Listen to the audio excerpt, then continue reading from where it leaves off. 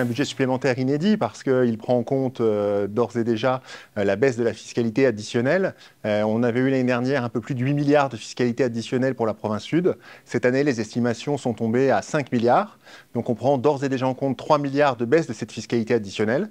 Et puis par rapport à ça et par rapport à ce qui va nous attendre sur la fiscalité de répartition, qui elle aussi nous est versée par le gouvernement, on a commencé à constituer une provision d'un montant de plus de 3,5 milliards pour prendre en compte la baisse de la fiscalité de répartition qui sera très prochainement votée par le Congrès et qui sera reprise dans la décision modificative numéro 2 qui sera votée à la province sud le 12 septembre.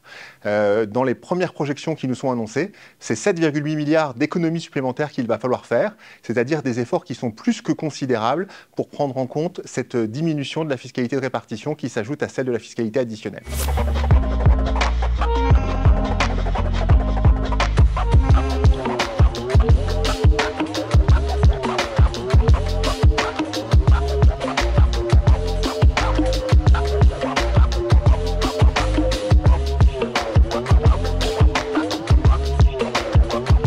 On a trois mesures d'économie qui sont faites. La première, elle concerne les bourses, puisqu'on passe pour les bourses et pour l'accès au logement social à une obligation de 10 ans de présence en province sud. On a constaté que beaucoup des bénéficiaires des bourses et du logement social arrivaient de manière assez récente de la province nord ou de la province des îles.